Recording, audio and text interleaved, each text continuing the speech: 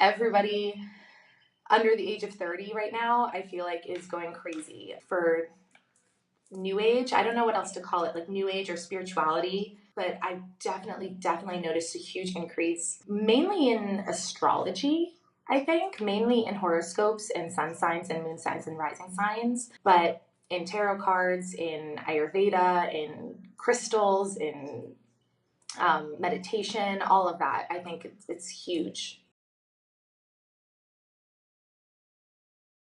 This video is not going to focus on whether people should or should not believe in New Age spiritual practices. I don't believe in them, but regardless, it is important to understand a trend that so many young people in the United States are flocking to. This is Teralyn Eisenhower. She graduated from Connecticut College, a New London-based school in the Little Ivy League, and she now lives in Chicago. Teralyn recently started a small business, reading tarot cards by appointment. We spoke on FaceTime, and I asked her what she believes is at the root of this trend. So I think there's a lot of reasons, and a lot of them are working together. The whole scope of this, right, is about finding meaning in our lives. And that's not a new pursuit at all.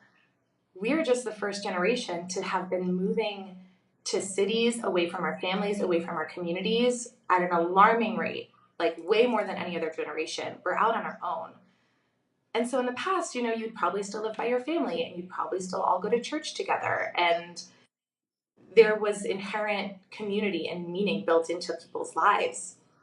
And now we're all out here swimming on our own, away from our families, away from the people we grew up with, and we're all rejecting organized religion as a generalized statement.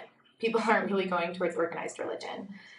And so I think that these spiritual practices are just another more exciting, more fluid way of discovering meaning in our lives. Some experts agree.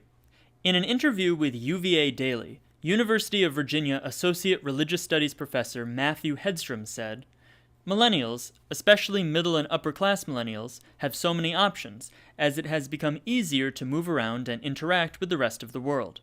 A peasant living in 14th century France would not have faced the same conundrum about whether or how to be a Catholic. A millennial today can access information about Catholicism, Protestantism, Judaism, Islam, Buddhism, Hinduism, and various pagan beliefs with just a few clicks, or just by talking to people they encounter.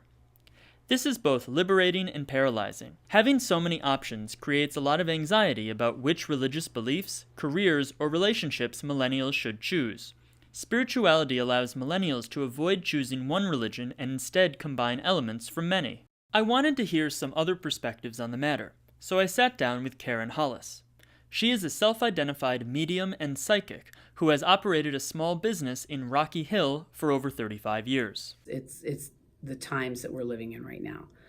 More than any other generation, millennials are facing a very uncertain future.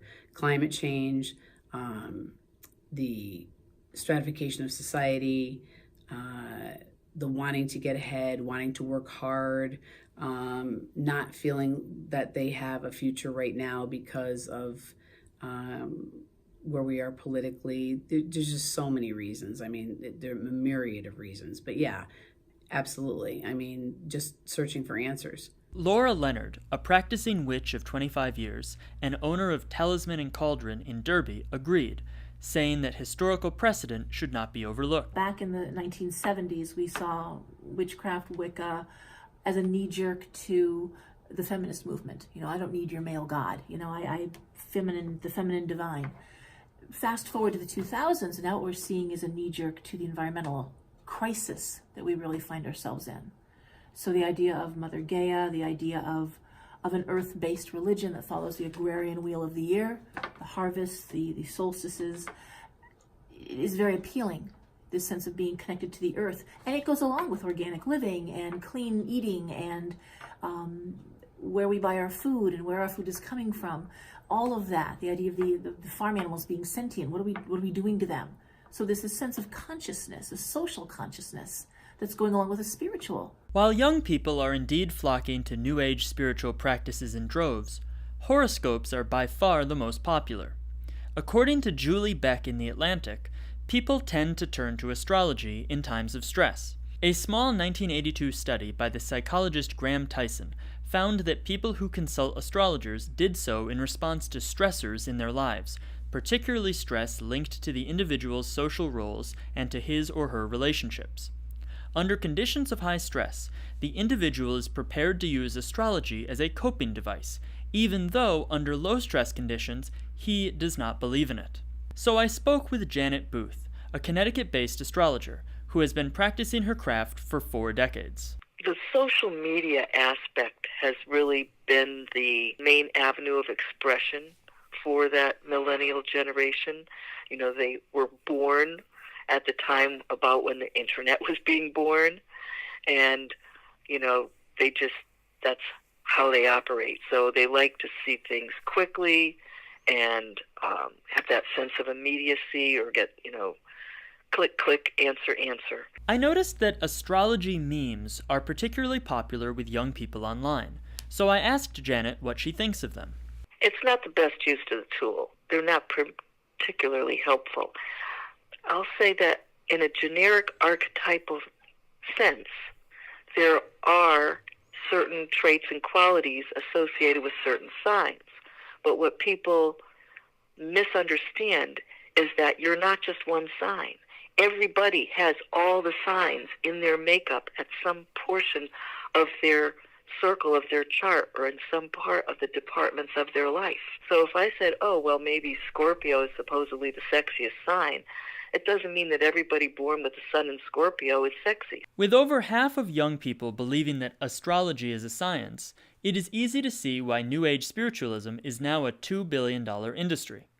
Those I spoke with told me that everyone should be on the lookout for scammers, using New Age spiritualism as a ploy to cheat those who seek their services. But if somebody hears that you're struggling and then is, asking you for money to, do a spell or light a candle or whatever it is that they claim they have this magical ability to do, you should immediately think fraudulent gypsy and get out, and don't do that.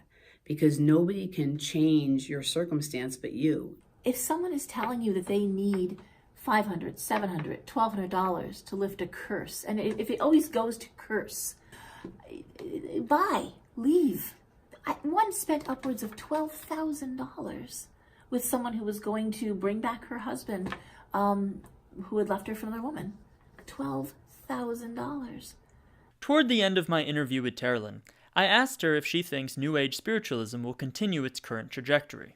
I mean, God, I hope it continues, because if this ends up just being a fad, then, it's kind of defeats the whole point, because all of this, Ayurveda, Reiki, meditation, knowing your sun sign, reading tarot cards, it's a lifestyle.